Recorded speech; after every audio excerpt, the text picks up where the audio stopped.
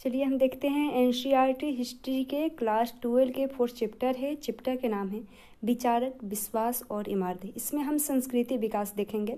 600 ईसा पूर्व से लेकर 600 ईस्वी तक देखेंगे। तो इस अध्याय में हम 1000 साल लंबी यात्रा पर जाएंगे। इसमें हम दार्शनिकों के बारे में पढ़ेंगे और यह जानने की कोशिश करेंगे कि उन्होंने समाज में अपनी स्थिति को समझने के क्या प्रयास किए। हम यह भी देखेंगे कि उनके विचार किस तरह से मौखिक और लिखित परंपराओं में संग्रहित हुए तथा उन्हें स्थापत्य और मूर्तिकला के माध्यम से कैसी अभिव्यक्ति मिली। ये सब जनता पर इन विचारकों के अस्थायी इन प्रभावों को दर्शाते हैं। और हालांकि हम बौद्ध धर्म का विशेष अध्ययन करेंगे, यह ध्यान देने की बात है कि यह परंपरा अकेली विकसित नहीं हुई। दूसरी कई परंपराएं थी जो एक दूसरे के साथ लगातार वाद विवाद और संवाद चल रही थी। इन रोमांचक विचारों और विश्वासों की दुनिया के पुनर्निर्माण के लिए इतिहासकार जिन स्रोतों का इस्तेमाल करते हैं उनमें बौद्ध, जैन और ब्राह्मण ग्रंथों के अलावा इमारतों और अभिलेखों जैसे प्रभुत्व मात्रा में उपलब्ध भौतिक साक्ष्य भी मिलते हैं शामिल है। और उस युग की बची हुई इमारतों में सबसे सुरक्षित है सांची का स्तूप। यह स्तूप इस अध्याय के अध्ययन का एक प्रमुख केंद्र बिंदु है। देखते हैं सांची के एक झलक देखते हैं। तो सांची 19वीं सदी में देखते हैं तो भोपाल राज्य के प्राचीन अवशेषों में सबसे अद्भुत सांची कनखेड़ा की इमारतें हैं। भोपाल से 20 मील उत्तर पूर्व की तरफ एक पहाड़ी की तलहटी में बसे इस गांव को हम कल देखने गए थे और हमने पत्थर की वस्तुओं, बुद्ध की मूर्तियों और एक प्राचीन तोरण द्वार का निरीक्षण किया। ये अवशेष यूरोप के सज्जनों को विशेष रुचिकर लगने लगे और जिनमें मेजर अलेक्जेंडर कनिंघम एक है। और मेजर अलेक्जेंडर कनिंघम ने इस इलाके में कई हफ्तों तक रुककर इन अवशेषों का निरीक्षण किया और उन्होंने इस जगह के चित्र बनाए, वहां के अभिलेखों को पढ़ा और गुंबदनुमा ढांचे के बीचों बीच खुदाई की और उन्होंने इस खोज के निष्कर्षों को एक अंग्रेजी पुस्तक में लिखा। भोपाल की नवाब शासनकाल 1868 से 1901 में शाहजहां बेगम की आत्मकथा ताज उल इकबाल तारीफ भोपाल का इतिहास है। 1876 में HD बार्स्टो ने इसका अनुवाद किया। तो चलो देखते हैं सांची के स्तूप में सांची की एक झलक देखते हैं। तो 19वीं सदी के यूरोप में सांची के स्तूप को लेकर काफ़ी दिलचस्पी थी। फ्रांसीसियों ने सबसे अच्छी हालत में बचे सांची के पूर्वी तोरण द्वार को फ्रांस के संग्रहालय में प्रदर्शित करने के लिए शाहजहां बेगम से फ्रांस ले जाने की इजाज़त मांगी। कुछ समय के लिए अंग्रेजों ने भी ऐसी ही कोशिश की। सौभाग्यवश फ्रांसीसी और अंग्रेज दोनों ही बड़ी सावधानी से बनाई प्लास्टर प्रकृतियों से संतुष्ट हो गए और इस प्रकार मूल कृति भोपाल राज्य में अपनी जगह पर ही रही। भोपाल के शासकों शाहजहां बेगम और उनके उत्तराधिकारी सुल्ताना जहां बेगम ने इस प्राचीन स्थल के रखरखाव के लिए धन का अनुदान किया। आश्चर्य नहीं कि जॉन मार्शल ने सांची पर लिखे अपने महत्वपूर्ण ग्रंथों को सुल्ताना जहां को समर्पित किया और सुल्ताना जहां बेगम ने वहां पर एक संग्रहालय और अतिथिशाला बनाने के लिए अनुदान दिया। वहां रहते हुए ही जॉन मार्शल ने उपयुक्त पुस्तकें लिखी। इस पुस्तक के विभिन्न खंडों के प्रकाशन में भी सुल्तान जहां बेगम ने अनुदान दिया और इसलिए यदि यह स्तूप समूह बना रहा तो इसके पीछे कुछ विवेकपूर्ण निर्णयों की बड़ी भूमिका है। शायद हम इस मामले में भी भाग्यशाली रहे हैं कि इस स्तूप पर किसी रेल ठेकेदार या निर्माता की नज़र नहीं पड़ी और यह उन लोगों से भी बचा रहा जो ऐसी चीज़ों को यूरोप के संग्रहालयों में ले जाना चाहते थे। बौद्ध धर्म के इस महत्वपूर्ण केंद्र की खोज में आरंभिक बौद्ध ग्रंथ के बारे में हमारी समझ में महत्वपूर्ण बदलाव आए। आज यह जगह भारतीय पुरातात्विक सर्वेक्षण के सफल मरम्मत और संरक्षण का जीता जागता उदाहरण है। आखिर इस इमारत का क्या महत्व है और यह टीला क्यों बनाया गया है और इसके अंदर क्या है, इसके चारों ओर पत्थर की रेलिंग क्यों बनाई गई और इस स्तूप समूह को किसने बनवाया या इसके लिए धन किसने दिया, इसकी खोज कब की गई। ग्रंथों, मूर्तियों, स्थापत्य कला और अभिलेखों के अध्ययन के द्वारा हम इस रोचक इतिहास की खोज कर सकते हैं। आइए हम प्रारंभिक बौद्ध धर्म की पृष्ठभूमि के अन्वेषण से शुरुआत करते हैं।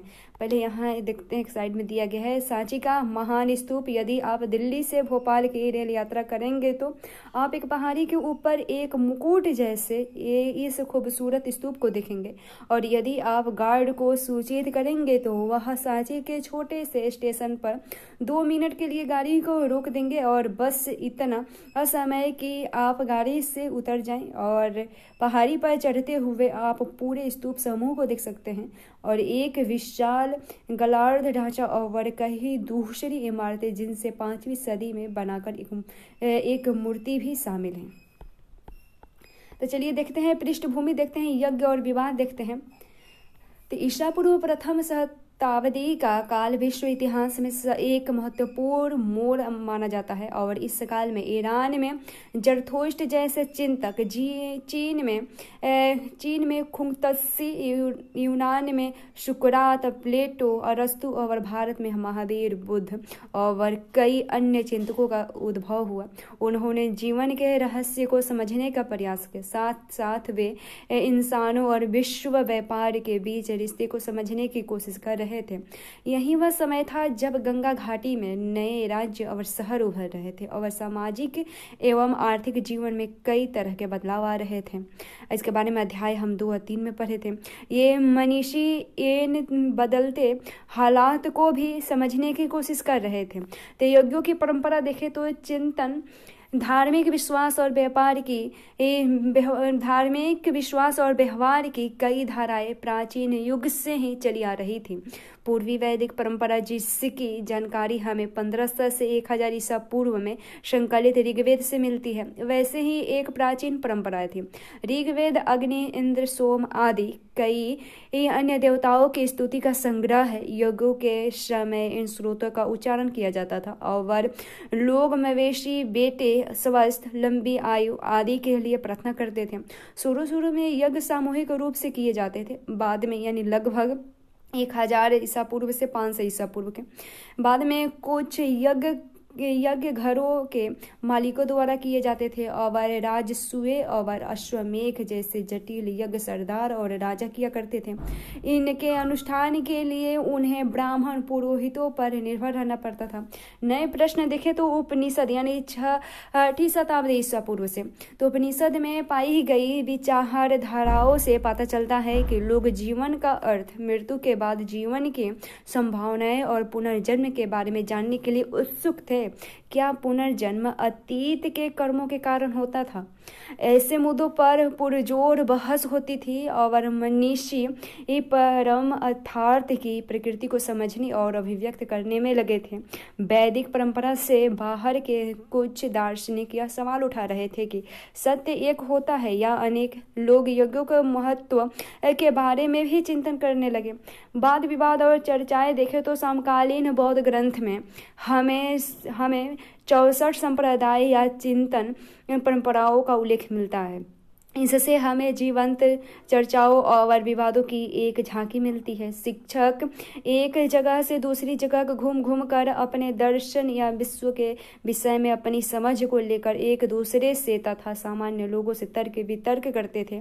ये चर्चाएं कूटागार शालाओं यानी शब्दार्थ नुकीली छत वाली झोपड़ी या ऐसे उपवनों में होती थी जहां घुमक्कर मनीषी ठहरा करते थे और यदि एक शिक्षक अपने प्रतिद्वंदी को अपने तर्कों से समझा लेता था तो वह अपने अनुयायियों के साथ उसका शिष्य बन जाता था। इसलिए किसी भी संप्रदाय के लिए समर्थन समय के साथ घटता रहता था। इनमें से कई शिक्षक जिनमें महावीर और बुद्ध शामिल हैं, वेदों के प्रभुत्व पर प्रश्न उठाते थे। उन्होंने यह भी माना कि जीवन के दुखों से मुक्ति का प्रयास हर व्यक्ति स्वयं कर सकता है। यह समझ ब्राह्मणवाद से बिल्कुल भिन्न है। जैसा कि हमने देखा है, ब्राह्मणवाद यह मानता था कि किसी व्यक्ति का अस्तित्व उसकी जाति और लिंग से निर्धारित होता है।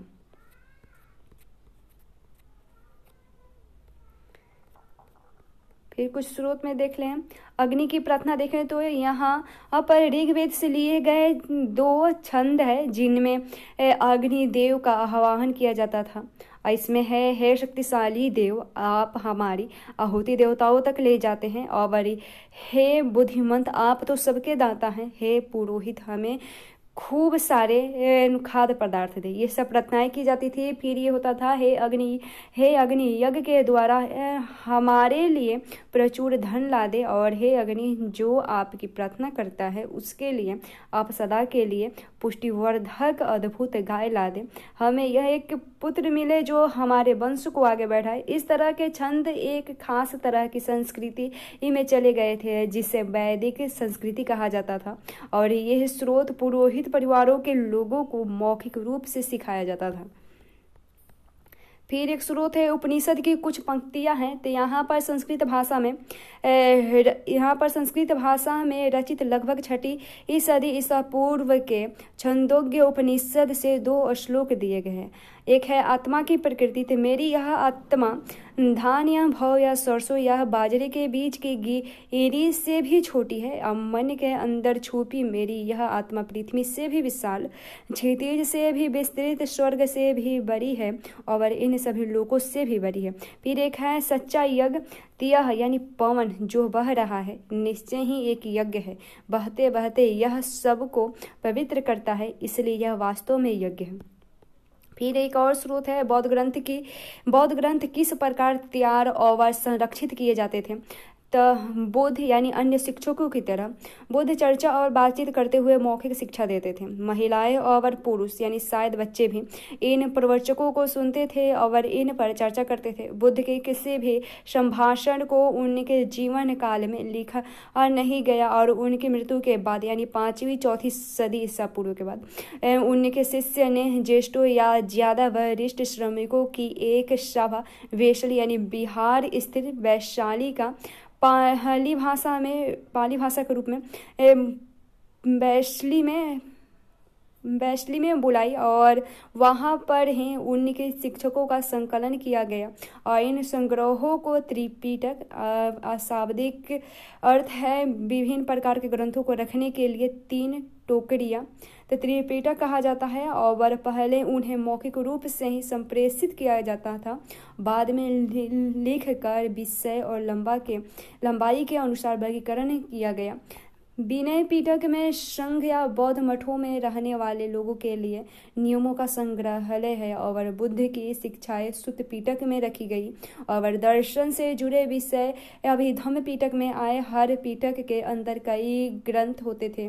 बाद के युगों में बौद्ध धर्मों ने इन ग्रंथों पर टीकाएं लिखी और जब बौद्ध धर्म श्रीलंका जैसे नए इलाकों में फैला, दीपवंश यानी दीप का इतिहास और महावंश यानी महान इतिहास जैसे क्षेत्र विशेष के बौद्ध इतिहास को लिखा गया।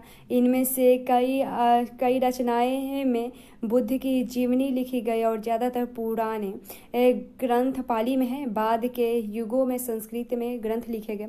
जब बौद्ध धर्म पूर्व एशिया में फैला तब फहियान और वेद संघ जैसे तीर्थयात्री बौद्ध ग्रंथों की खोज में चीन से भारत आए और ये पुस्तकें वे अपने देश ले गए जहाँ विद्वानों ने इनका अनुवाद किया। हिंदुस्तान के बौद्ध शिक्षक भी दूर दराज के देशों में गए। बुद्ध की शिक्षाओं का प्रसार करने के लिए वे कई पुस्तकें भी अपने साथ ले गए। कई सदियों तक ये पांडुलिपियां एशिया के भिन्न भिन्न इलाकों में स्थित बौद्ध विहारों में संरक्षित थी और पाली, संस्कृत, चीनी और तिब्बती भाषाओं में लिखे इन ग्रंथों से आधुनिक अनुवाद तैयार किए गए।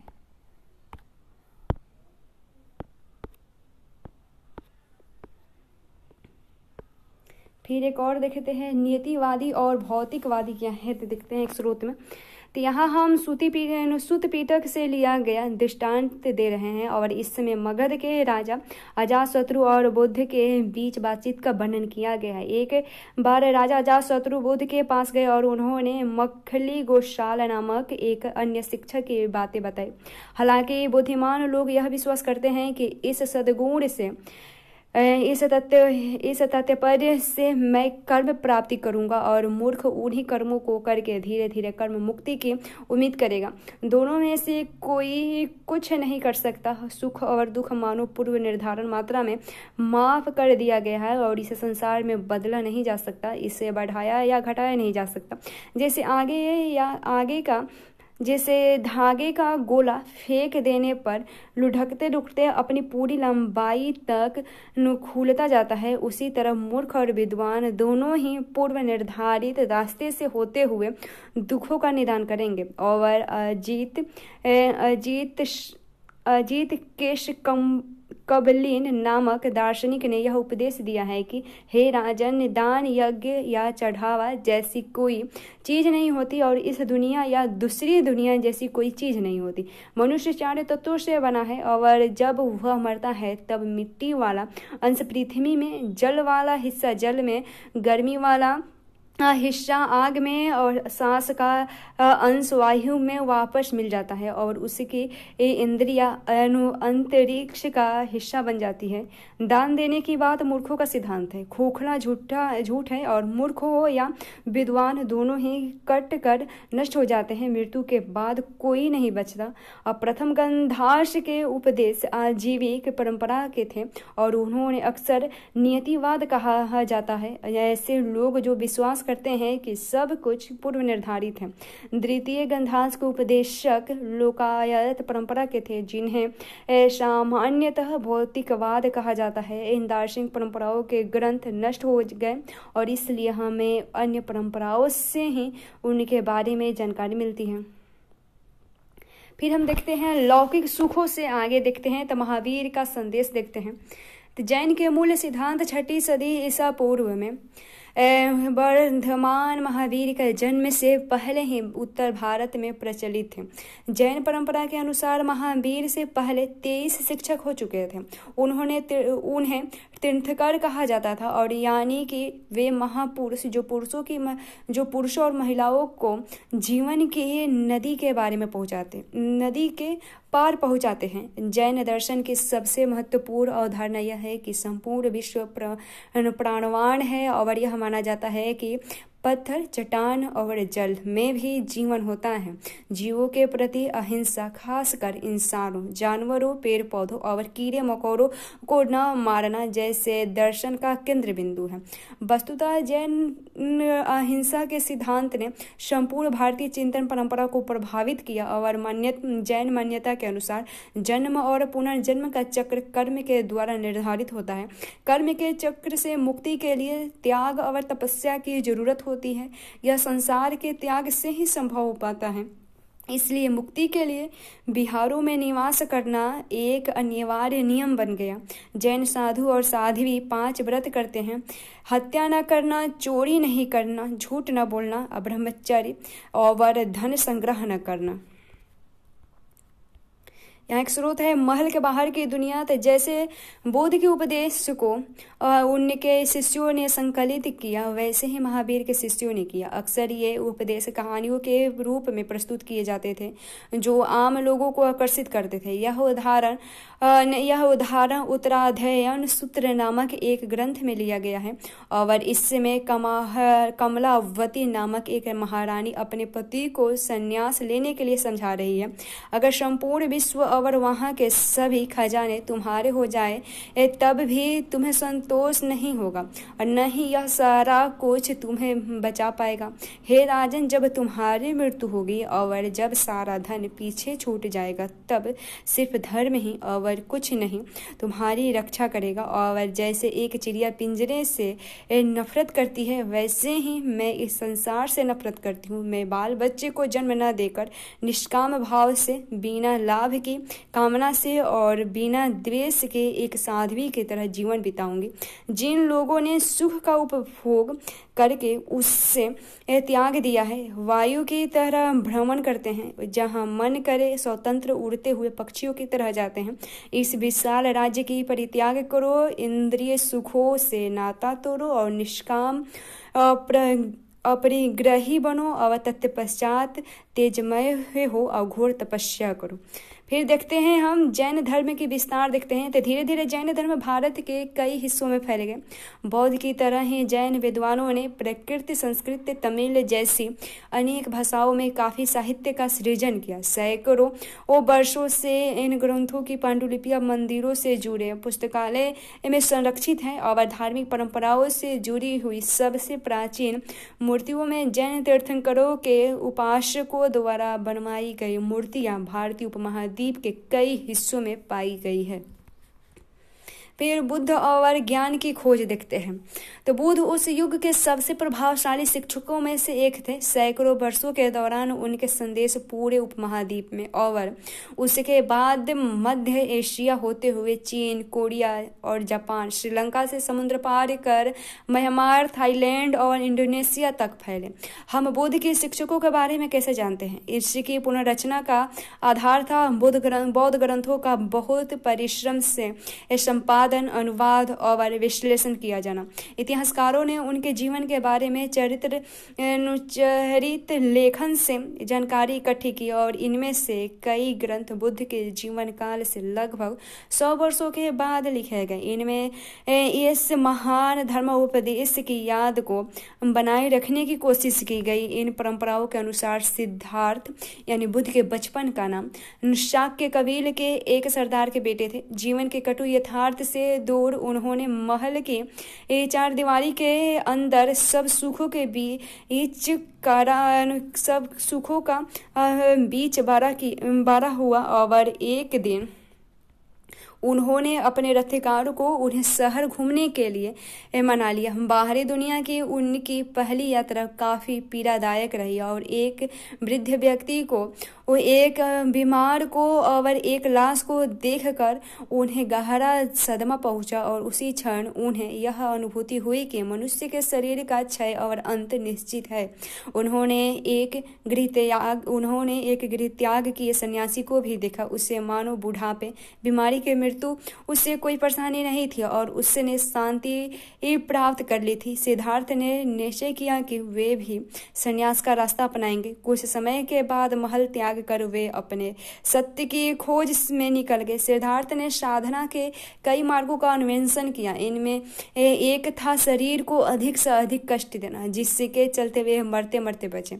इन अतिवादी तरीके को त्याग कर उन्होंने कई दिनों तक ध्यान करते हुए अंततः ज्ञान प्राप्त की। इसके बाद वे उन्हें बुद्ध अथवा ज्ञानी व्यक्ति के नाम से जाना गया और बाकी जीवन उन्होंने धर्म या सम्यक जीवन यापन की शिक्षा दी।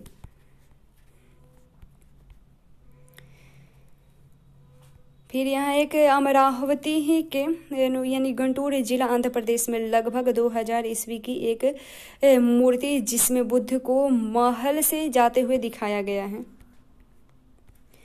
फिर एक है संत चरित्र, किसी संत या धार्मिक नेता की जीवनी है। संत चरित्र संत की उपलब्धियों का गुणगान करते हैं जो तथ्यात्मक रूप से पूरी तरह सही नहीं है और ये इसलिए महत्वपूर्ण है कि ये हमें उस परंपरा के अनुयायियों के विश्वास के बारे में बताते हैं।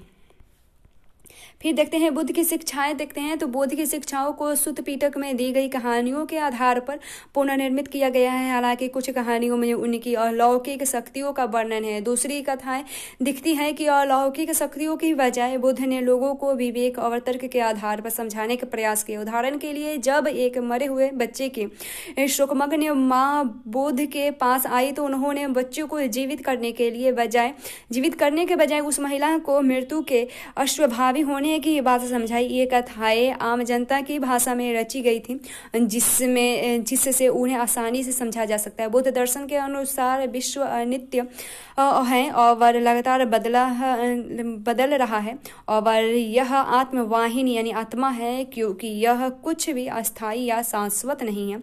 इस क्षण भंगुर दुनिया में दुख मनुष्य के जीवन का अंतर्निहित तत्व है, और घोर तपस्या और विश्वासशक्ति के बीच माध्यम मार्ग अपनाकर मनुष्य दुनिया के दुखों से मुक्त पा सकता है। बौद्ध धर्म की प्रारंभिक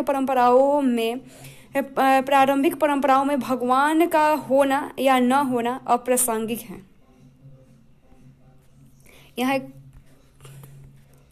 फिर बुद्ध मानते थे कि समाज का निर्माण इंसानों ने किया था और न कि ईश्वर ने, इसलिए उन्होंने राजाओं और गृहपतियों को दयावान और आचारवान होने की सलाह दी। और ऐसा माना जाता है कि व्यक्तिगत प्रयास से सामाजिक परिवेश को बदला जा सकता है। बुद्ध ने जन्म मृत्यु के चक्र से मुक्ति, आत्मज्ञान और निर्वाण के लिए व्यक्ति केंद्रित हस्तक्षेप और सम्यक कर्म की कल्पना की। निर्वाण का मतलब है अहम और इच्छा का खत्म हो जाना, जिससे गृह त्याग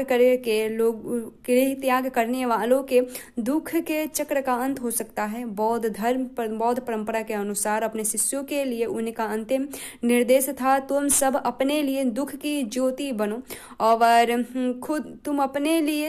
तुम सब अपने लिए खुद की ज्योति बनो, और क्योंकि तुम्हें खुद ही अपनी मुक्ति का रास्ता ढूंढना है।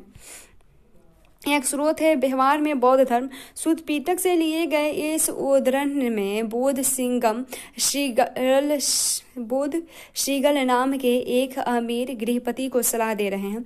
मालिक को अपने नौकर और कर्मचारियों के 5 तरह की देखभाल करनी चाहिए। उनकी क्षमता के अनुसार उन्हें काम देकर और उन्हें भोजन और मजदूरी देकर, बीमार पड़ने पर उनकी परिचर्या करके और उनके साथ सुस्वादु भोजन बांटकर और समय समय पर उन्हें छुट्टी देकर। कुछ के लोगों को 5 तरह के श्रमको जिन्होंने सांसारिक जीवन को त्याग दिया और ब्राह्मणों की देखभाल करनी चाहिए। कर्म, वचन और मन में अनुराग द्वारा उनके स्वागत में हमेशा घर खुले रखकर और उनकी दिन प्रतिदिन जरूरतों की पूर्ति करे।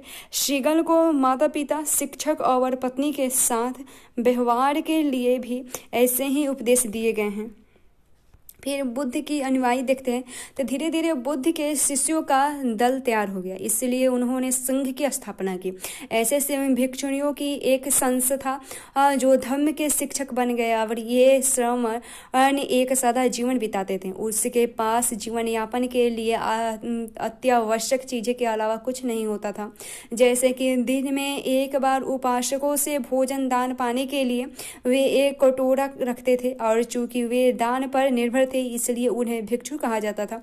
शुरू में सिर्फ पुरुष ही संघ में सम्मिलित हो सकते थे, बाद में महिलाओं को भी अनुमति मिल गई। बौद्ध ग्रंथों के अनुसार बुद्ध के प्रिय शिष्य आनंद ने बुद्ध को समझा कर महिलाओं के संघ में आने की अनुमति प्राप्त की। बुद्ध की उपमाता महाप्रजापति गौतमी संघ ने आने वाली पहली भिक्षुणी बनी, और कई स्त्रियों जो संघ में आई वे धम्म की उपदेशिकाएं बन गई। आगे चलकर वे थेरी बनी, जिसका मतलब ऐसी ये महिलाएं जिन्होंने निर्वाण प्राप्त कर लिया हो। अब बुद्ध के अनुयायी कई सामाजिक वर्गों में आए और इनमें राजा,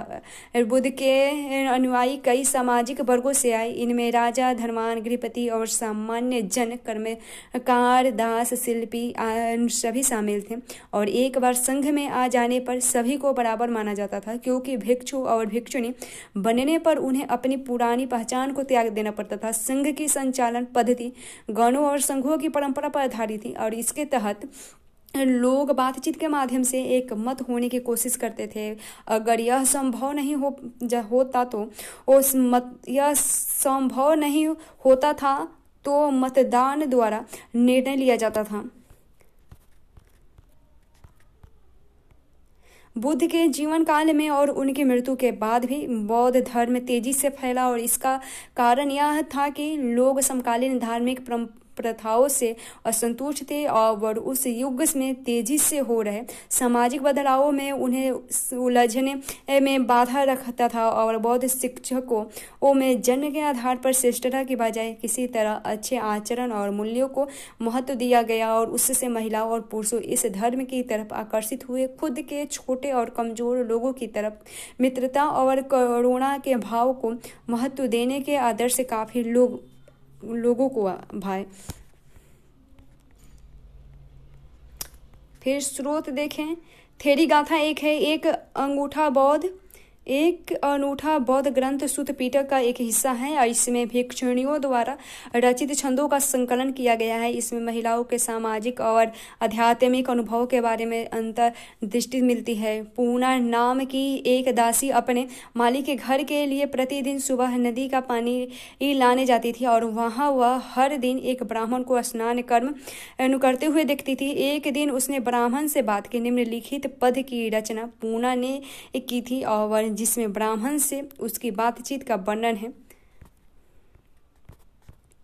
फिर भिक्षुओं और भिक्षुणियों के लिए नियम है यहाँ पे, तो ये नियम बिना पिटक में मिलते हैं। जब कोई भिक्षु एक नया कंबल या गलीचा बनाएगा तो उसे इसका प्रयोग कम से कम 6 वर्षों तक करना पड़ेगा। यदि 6 वर्ष से कम अवधि में यह बिना भिक्षु की अनुमति के एक नया कंबल या गलीचा बनवाता है तो चाहे उसने अपने पुराने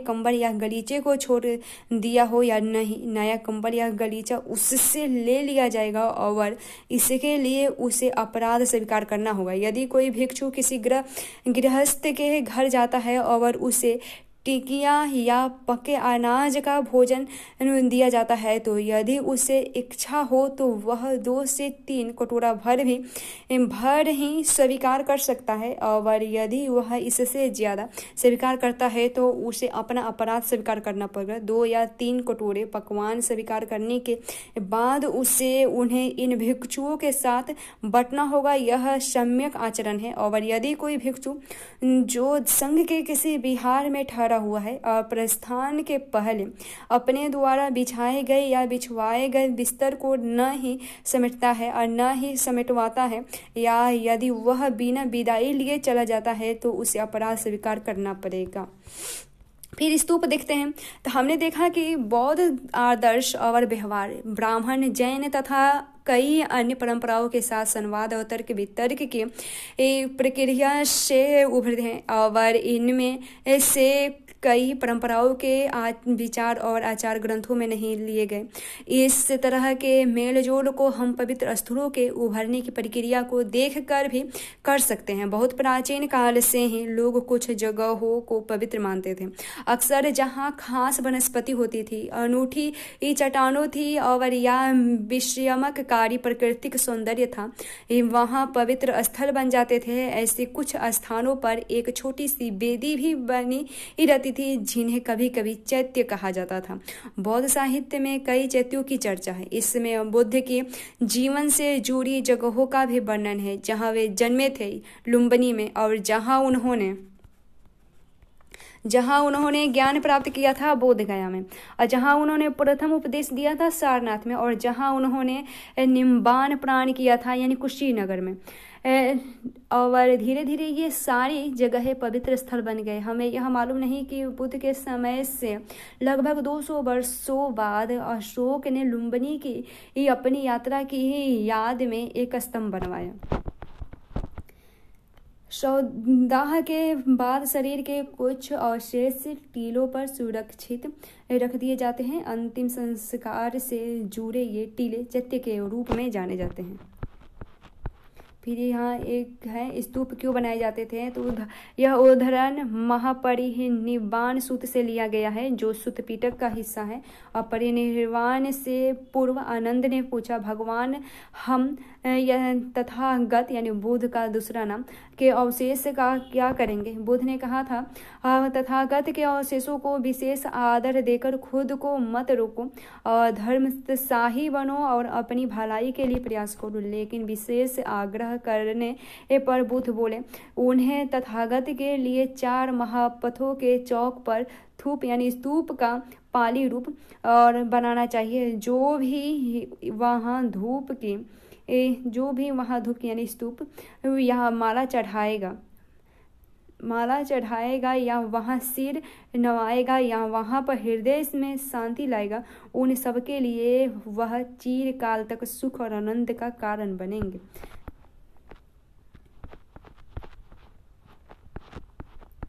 फिर हम देखते हैं स्तूप क्यों बनाए जाते थे। फिर यहाँ पर तो कई अन्य जगहें थी जिन्हें पवित्र माना जाता है। इन जगहों पर बुद्ध से जुड़ी कुछ अवशेष जैसे उनकी अस्थियां या उनके द्वारा प्रयुक्त सामान गाड़ दिए जाते थे। इन टीलों को स्तूप कहा जाता था।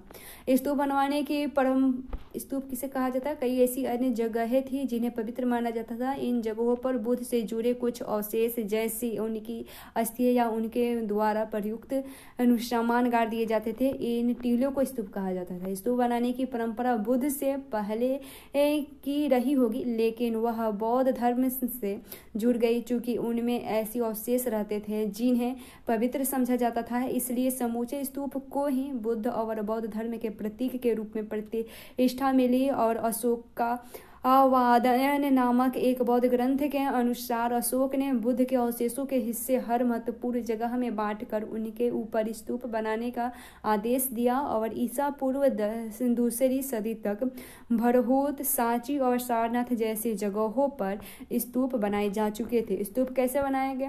तो स्तूपों की वेदिकाएं और स्तूपों पर मिले अभिलेखों से इन्हें बनाने और सजाने के लिए दिए गए दान का पता चलता है। और कुछ दान राजाओं के द्वारा दिए गए थे, जैसे सतवाहन वंश के राजा, और तो कुछ दान शिल्पकारों और व्यापारियों की श्रेणी द्वारा दिए गए थे। उदाहरण के लिए सांची के एक तोरण द्वार का हिस्सा हाथी दांत का काम करने वाले शिल्पकारों के दान से बनाया गया था। सैकड़ों महिलाएं और पुरुषों ने दान के अभिलेखों में अपना नाम बताया। कभी कभी वे अपने गांव या शहर का नाम बताते हैं और कभी कभी अपना पेशा और रिश्तेदारों के नाम भी बताते हैं। इन इमारतों को बनाने में भिक्षु और भिक्षुणियों ने भी दान दिया था।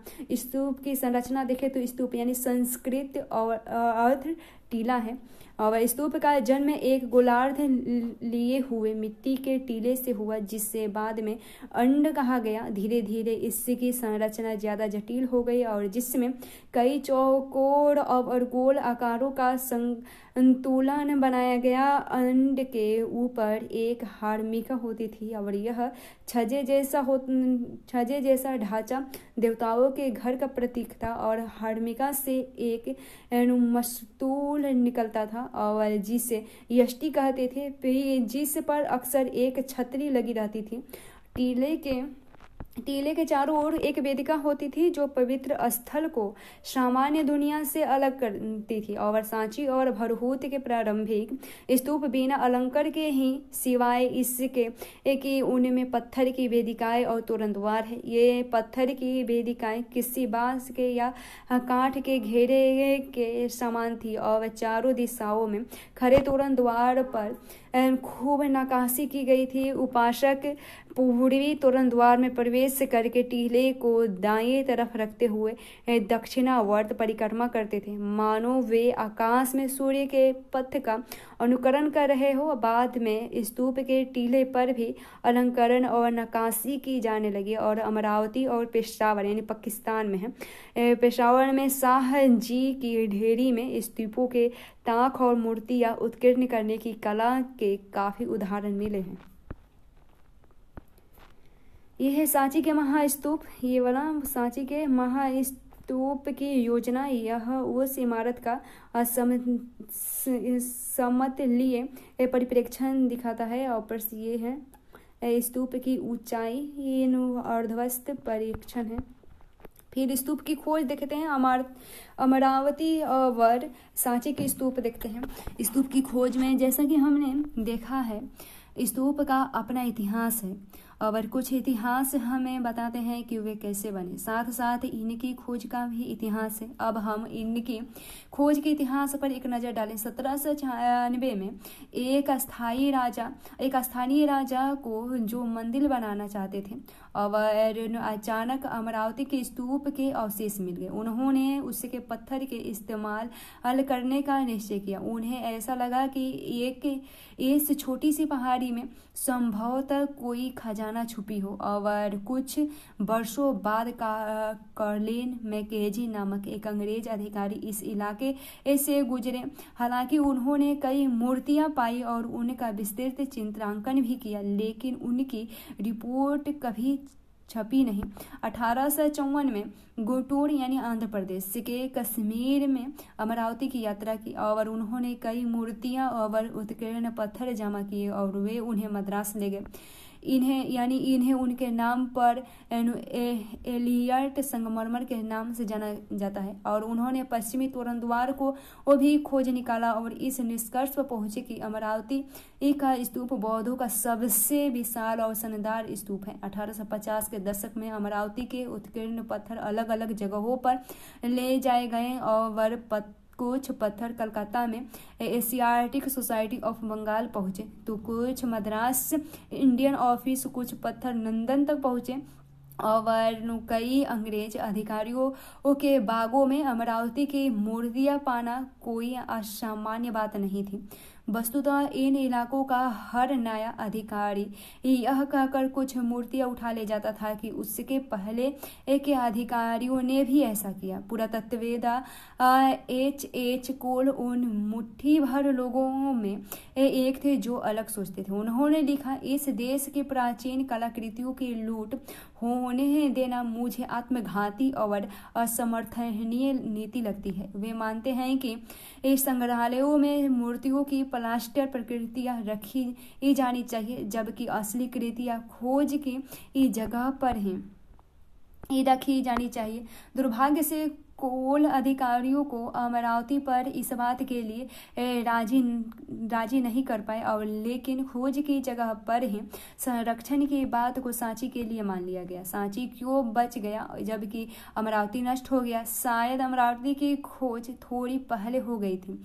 तब तक विद्वान इस बात के महत्व को नहीं समझ पाए कि किसी पुरातत्विक अवशेष को उठा कर ले जाने की बजाय खोज की जगह पर ही संरक्षित रखना कितना महत्वपूर्ण था। 1818 में जब सांची की खोज हुई, इसके 3 तोरण द्वार तब भी खड़े थे, चौथा वहीं पर गिरा हुआ था और टीला भी अच्छी हालत में था। तब भी यह सुझाव आया कि तोरण द्वारों को पेरिस या लंदन भेज दिया गया है। अंततः कई कारणों से सांची का स्तूप वहीं बना रहा और आज भी बना हुआ है, जबकि अमरावती का महाचैत्य अब सिर्फ एक छोटा सा टीला है जिसका सारा गौरव नष्ट हो चुका है। यह है तोरण का चित्र 4.12 में देखें तो तोरण का एक हिस्सा। क्या आपको ऐसा लगता है कि सांची के तक्षक पटचित्र को खोलते हुए दर्शाना चाह रहे थे? फिर पत्थर की गढ़ी कथाएं देखते हैं। पत्थर की गढ़ी कथाएं देखें तो आपने ऐसे घूमकर कथावाचकों को देखा होगा जो अपने साथ कपड़ों या कागज पर बने चित्रों यानी चार चित्र को लेकर घूमते हैं। जब वे कहानी कहते हैं तब वे इन चित्रों को दिखाते हैं। पहली बार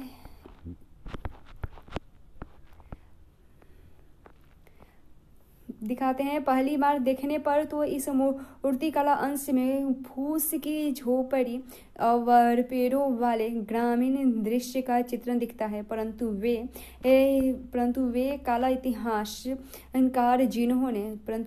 कला इतिहासकार जिन्होंने सांची की इस मूर्ति कला का गहराई से अध्ययन किया, इन्हें वेशांतर जातक से लिया गया एक दृश्य बताते हैं। और यह कहानी एक ऐसे दानी राजकुमार के बारे में है जिसने अपना सब कुछ एक ब्राह्मण को सौंप दिया और स्वयं अपनी पत्नी और बच्चे के साथ जंगल में रहने चले गए। जैसा कि इस उदाहरण से स्पष्ट है कि अक्सर इतिहासकार इसी मूर्तिकला की व्याख्या लिखित साक्ष्यों के साथ तुलना के द्वारा करते हैं।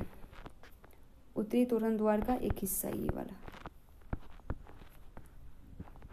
फिर उपासना के प्रतीक देखें तो बौद्ध मूर्तिकला को समझने के लिए काला इतिहासकारों को बुद्ध के चरित्र लेखन के बारे में समझ बनानी पड़ी। बौद्ध चरित्र लेखन के अनुसार एक वृक्ष के नीचे ध्यान करते हुए बौद्ध को ज्ञान प्राप्ति हुई और कई प्रारंभिक मूर्तिकारों ने बुद्ध को मानव रूप में न दिखाकर उनकी उपस्थिति प्रतीकों के माध्यम से दर्शाने का प्रयास किया। उदाहरणतः रिक्त स्थान बुद्ध के ध्यान की दशा पर स्तूप महापरिनिर्वाण के प्रतीक बन गए और चक्र का भी प्रतीक के रूप में प्रायः इस्तेमाल किए गया और यह बुद्ध द्वारा सारनाथ में दिए गए पहले उपदेश का प्रतीक था। जैसा कि वो स्पष्ट है कि मूर्तिकला को अक्षरश नहीं समझा जा सकता। उदाहरणतः पेड़ का तथ्य पर केवल एक पेड़ नहीं था, वरन वह बुद्ध के जीवन की एक घटना का प्रतीक था। और ऐसे प्रतीकों को समझने के लिए यह जरूरी है कि इतिहासकार कलाकृतियों के निर्माणों की परंपराओं को जाने। ये है एक चित्र, फिर यहाँ है, फिर देखते हैं लोक परंपराएं। देखते हैं सांची में उत्कीर्ण बहुत सी अन्य मूर्तियां शायद बौद्ध मत से सीधी जुड़ी नहीं थी और इसमें कुछ सुंदर स्त्रियां भी मूर्तियों में उत्कीर्ण है, जो तोरण द्वार के किनारे एक पेड़ पकड़कर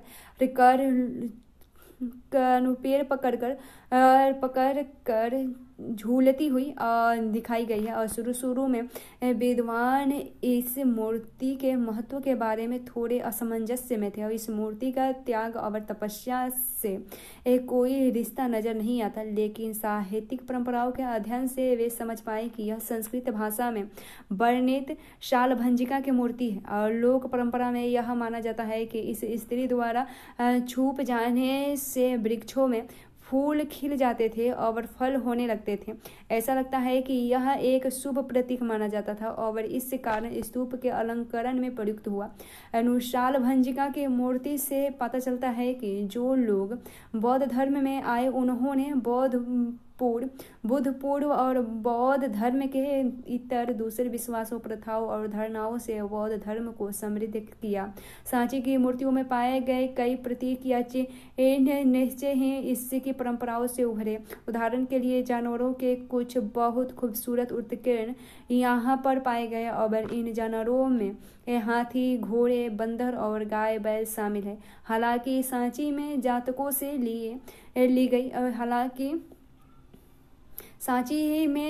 से ली गई जानवरों की कई कहानियां हैं। ऐसा लगता है कि यहाँ पर लोगों को आकर्षित करने के लिए जानवरों का उत्कीर्ण किया गया था। साथ ही जानवरों को मनुष्यों के गुणों के प्रतीक के रूप में इस्तेमाल किया गया। उदाहरण के लिए हाथी शक्ति और ज्ञान के प्रतीक माने जाते हैं। इन प्रतीकों में कमल दल और हाथियों के बीच एक महिला की मूर्ति प्रमुख है। ये हाथी उनके ऊपर जल छिड़क रहे हैं और जैसे वे उनका अभिषेक कर रहे हैं। जहाँ कुछ इतिहासकार उन्हें बौद्ध की माँ माया से जोड़ते हैं, तो दूसरे इतिहासकार उन्हें एक लोकप्रिय देवी गजलक्ष्मी मानते हैं। और गजलक्ष्मी सौभाग्य लाने वाली देवी थी, जिन्हें प्रायः हाथियों के साथ जोड़ा जाता है। यह भी संभव है कि इन उत्कीर्ण मूर्तियों को देखने वाले उपासक इसे माया और गजलक्ष्मी दोनों से जोड़ते हैं। कई स्तंभों पर दिखाए गए सर्पों को भी देखिए और यह प्रतीक भी ऐसे लोक परंपराओं के लिए लिया गया प्रतीक होता है जिनका ग्रंथों में हमेशा जिक्र नहीं होता। दिलचस्प बात यह है कि कला पर लिखने वाले आधुनिक इतिहासकारों में एक शुरुआती इतिहासकार जेम्स फर्गुसन ने सांची को वृक्ष और सर्प पूरा का केंद्र बनाया। वे बौद्ध साहित्य से अनभिज्ञ थे और तब तक ज्यादातर बौद्ध ग्रंथों का अनुवाद नहीं हुआ था, इसलिए उन्होंने सिर्फ उत्कीर्ण मूर्तियों का अध्ययन करके अपने निष्कर्ष निकाले थे। यहाँ सांची के सर्प है, ये गज लक्ष्मी है, ये है अजंता से एक चित्र बैठे हुए व्यक्ति के उनके सेवकों पर गौर कीजिए। ये सांची में एक हाथी का चित्र है। अतीत से प्राप्त चित्र ये देखते हैं। साक्ष्य है ये। पत्थर की कलाकृति लंबे समय तक सुरक्षित बच जाती है और इससे लिए इतिहासकारों को यह आसानी से उपलब्ध हो जाता है। लेकिन अतीत में चित्रित जैसे संप्रेषण के दूसरे माध्यम भी इस्तेमाल किए जाते हैं। इनमें से जो सबसे अच्छी हालत में बचे हुए हैं वे है गुफाओं की दीवारों पर बने चित्र। इसमें अजंता यानी महाराष्ट्र की चित्रकारी काफी प्रसिद्ध है और अजंता के चित्र जातकों की कथाएं दिखाते हैं और इसमें राज दरबार का जीवन, शोभा यात्राएं, काम करते हुए स्त्री पुरुष और त्योहार मनाने के लिए चित्र दिखाए गए हैं। कलाकारों ने त्रिबिंब रूप के लिए आज आभा भेद तकनीक का प्रयोग किया है। कुछ चित्र बिल्कुल स्वाभाविक और सजीव लगते हैं। फिर हम देखते हैं नई धार्मिक परंपराएं के बारे में देखते हैं। तो महायान बौद्ध मत का विकास देखते हैं। तो ईसा की प्रथम सदी के बाद बौद्ध अवधारणाओं और व्यवहार में बदलाव नजर आते हैं। प्रारंभिक बौद्ध मत में निबान के लिए व्यक्तिगत प्रयास को विशेष महत्व दिया गया है। बुद्ध को भी एक मनुष्य समझा जाता था जिन्होंने व्यक्तिगत प्रयास से प्रबोधन और निवान प्राप्त किया। परंतु धीरे धीरे एक मुक्तिदाता की कल्पना उभरने लगी। यह विश्वास किया जाने लगा कि वे मुक्ति दिलवा सकते थे। साथ साथ बोधिसत्व की अवधारणा भी उभरने लगी। बोधिसत्वों को परम करुणामय जीवन माना गया जो अपने सत्कार्यों से पुण्य कमाते थे और लेकिन वे इस पुण्य का प्रयोग दुनिया को दुखों में छोड़ देने के लिए और निवान प्राप्ति के लिए नहीं करते थे, बल्कि वे इससे दूसरों की सहायता करते थे। बुद्ध और बोधिसत्वों की मूर्तियों की पूजा इस परंपरा पर एक महत्वपूर्ण अंग बन गया और चिंतन का इस नई परंपरा को महायान के नाम से जाना गया। जिन लोगों ने इन विश्वासों को अपनाया, जिन्होंने पुरानी परंपराओं को हियान नाम से संबोधित किया गया। हियान या थेरवाद क्या है तो देखते हैं। हियान के अनुयायी दूसरी बौद्ध परंपराओं के समर्थकों को हियान के अनुयायी कहते हैं और लेकिन पुरातन परंपरा के अनुयायी खुद को थेरवादी कहते हैं। इसका मतलब है वे लोग जिन्होंने पुरानी प्रतिष्ठित शिक्षकों यानी जिन्हें थेर कहते थे के बताए रास्ते पर ही चलने वाले हैं। उसके बाद पौराणिक हिंदू धर्म का उद्देश्य देखें तो मुक्तिदाता की कल्पना सिर्फ बौद्ध धर्म तक सीमित नहीं थी। हम पाते हैं कि इस तरह के विश्वास एक अलग ढंग से उन परंपराओं में भी विकसित हो रहे थे जिन्हें आज हम हिंदू धर्म के नाम से जानते हैं और इससे वैष्णव यानी वह हिंदू परंपरा जिसमें विष्णु को सबसे महत्वपूर्ण देवता माना जाता है और शिव वह संकल्पना जिन्हें शिव परमेश्वर है और परंपराएं शामिल है। ये सब इनमें अंतर्गत एक विशेष देवता भी पूजा को खास महत्व दिया जाता है और इस प्रकार को आराधना में उपासना और ईश्वर के बीच का रिश्ता प्रेम और समर्पण का रिश्ता माना जाता है। इससे भक्ति कहते हैं। वैष्णववाद में कई अवतारों के इर्द गिर्द पूजा पद्धतियां विकसित हुई। इस परंपरा के अंदर इस 10 अवतारों की कल्पना है। यह माना जाता है कि पापियों के बढ़ते प्रभाव के चलते जब दुनिया में अवस्था और नाश की स्थिति आ रही थी तब विश्व की रक्षा के लिए भगवान अलग अलग रूप में अवतार लेते थे। संभवतः अलग अलग अवतार देश के विभिन्न हिस्सों में लोकप्रिय थे। इन सब स्थानीय देवताओं को विष्णु का रूप माना जाने लगा और एकीकृत धार्मिक परंपराओं के निर्माण का एक महत्वपूर्ण तरीका था। कई अवतारों को मूर्तियों के रूप में दिखाया गया। दूसरे देवताओं की भी मूर्तियां बनी। शिव को उनके प्रतीक लिंग के रूप में बनाया गया लेकिन उन्हें कई बार मनुष्य के रूप में भी दिखाया गया। ये सारे चित्रण देवताओं से जुड़ी हुई मिश्रित अवधारणाओं पर आधारित है और उनके खूबियों और प्रतीकों को उनके सिरो वस्त्र आभूषण आयुधों यानी हथियार और हाथ में धारण किए गए अन्य शुभ अस्त्र और बैठने की शैली में इंगित किया जाता था। इन मूर्तियों के अंकन का मतलब समझने के लिए इतिहासकारों को इनसे जुड़ी हुई कहानियों से परिचित होना पड़ा। कई कहानियां प्रथम शताब्दी के मध्य से ब्राह्मणों वो द्वारा रचित पुराणों में पाई जाती थी। इनमें बहुत से किस्से ऐसे हैं जो सैकड़ों वर्ष पहले रचने के बाद सुनाए जाते थे। इसमें देवी देवताओं की भी कहानियां हैं। सामान्यतः इन्हें संस्कृत श्लोक में लिखा जाता था और इन्हें ऊंची आवाज में पढ़ा जाता था, जिन्हें कोई भी सुन सकता था। महिलाएं और शूद्र जिन्हें वैदिक साहित्य पढ़ने सुनने की अनुमति नहीं थी, पुराण को सुन सकते थे। पुराणों की ज्यादा कहानियां लोगों के आपसी मेल मिलाप से विकसित हुए। पुजारी, व्यापारी और सामान्य स्त्री पुरुष एक से दूसरे जगह आते जाते हुए अपने विश्वासों और अवधारणाओं का आदान प्रदान करते थे। उदाहरण के लिए हम यह जानते हैं कि वासुदेव कृष्ण मथुरा इलाके के महत्वपूर्ण देवता थे। कई शताब्दियों के दौरान उनकी पूजा देश के दूसरे इलाकों में भी फैल गई। मंदिरों का बनाया जाना देखें तो जिस तरह सांची जैसी जगहों में स्तूप अपने विकसित रूप में आ रहे थे, उसी तरह देवी देवताओं की मूर्तियों को देखने के लिए सबसे पहले मंदिर भी बनाए गए। शुरू में मंदिर एक चौकोरों कमरे के रूप में थे, जिन्हें गर्भगृह कहा जाता था और जिसमें एक दरवाजा होता था, जिससे उपासक मूर्ति की पूजा करने के लिए भीतर प्रविष्ट हो सकता था। धीरे धीरे गर्भगृह के ऊपर एक ऊंचा ढांचा बनाया जाने लगा, जिसे शिखर कहा जाने लगा, और मंदिर की दीवारों पर अक्सर भित्ति चित्र उत्कीर्ण किए जाते थे। बाद के गुणों में मंदिरों के स्थापत्य का काफी विकास हुआ, जब मंदिरों के साथ विशाल सभा स्थल जैसे ऊंची दीवारों और तोरण भी जुड़ गए। जल आपूर्ति का इंतजाम भी किया जाने लगा। शुरू के मंदिरों की एक खास बात यह थी कि इसमें से कुछ पहाड़ियों को काट कर खोखला करके कृत्रिम गुफाओं के रूप में बनाए गए, और कृत्रिम गुफाओं बनाने की परंपरा काफी पुरानी थी। सबसे प्राचीन कृत्रिम गुफाएं ईसा पूर्व 3री शताब्दी में अशोक के आदेश से आजीविक संप्रदाय के संतों के लिए बनाई गई थी। यह परंपरा अलग अलग आचरणों में विकसित हो रही थी। इसका सबसे विकसित रूप हमें 8वीं सदी के कैलाशनाथ यानी शिव का एक नाम के मंदिर में नजर आता है, और जिसमें पूरी पहाड़ी काट कर उसे मंदिर का रूप दे दिया गया। एक ताम्रपत्र अभिलेख एलोरा के प्रमुख तक्षक द्वारा इसका निर्माण समाप्त करने के बाद इसके आश्चर्य को व्यक्त करता है। हे भगवान, यह मैंने कैसे बनाया।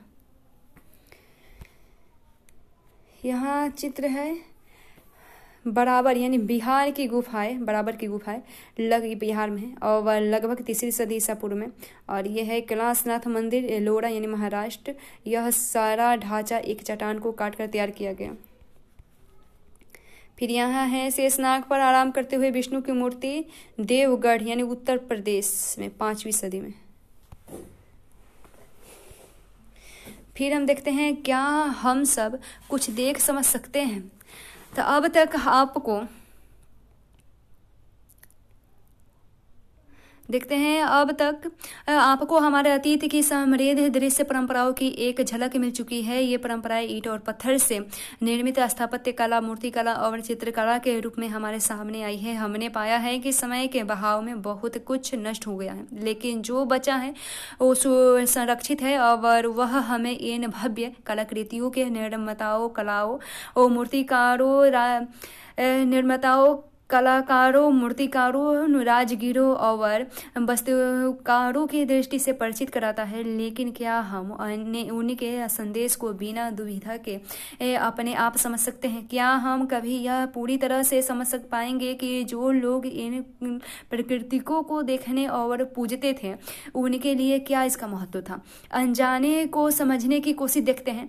यह स्मरणीय है कि यूरोप के विद्वान ने 19वीं सदी में जब देवी देवताओं की मूर्तियां देखी तो वे उनकी पृष्ठभूमि और महत्व को नहीं समझ पाए। कई सिरों, हाथी वाली या मनुष्य और जानवरों के रूपों में को वो मिलाकर बनाई गई मूर्तियां उन्हें विकृत लगती थी और कई बार वे घृणा से भर जाते थे। इन शुरू के विद्वानों ने ऐसी अजीबोगरीब मूर्तियों की समझ बनाने के लिए उनकी तुलना एक ऐसी परंपरा से की जिससे वे परिचित थे।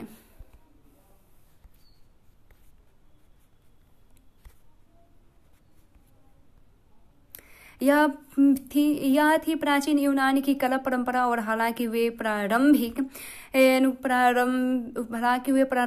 भारतीय मूर्तिकला को यूनानी की कला से निम्न स्तर का मानते थे, बुद्ध और बोधिसत्व की मूर्ति की खोज से वे काफ़ी उत्साहित है। ऐसा इसलिए हुआ कि ये मूर्तियाँ यूनानी प्रतिमानों से प्रभावित थी। ये मूर्तियाँ ज़्यादातर तक्षशिला और पेशावर जैसे उत्तर पश्चिम के नगरों से मिलती थी। इन इलाकों में ईसा से 200 साल पहले भारतीय यूनान शासकों ने राज्य बनाए थे और ये मूर्तियाँ यूनानी मूर्तियों से काफ़ी मिलती जुलती थी। चूँकि ये विद्वान यूनानी परंपरा से परिचित थे, इसलिए उन्होंने इन्हें भारतीय मूर्ति कला का सर्वश्रेष्ठ नमूना माना और परिमाणतः इन विद्वानों ने इस कला को समझने के लिए एक तरीका अपनाया जो हम सब अक्सर अपनाते हैं और परिचित चीज़ों के आधार पर अपरिचित चीज़ों को समझने का पैमाना तैयार करते हैं।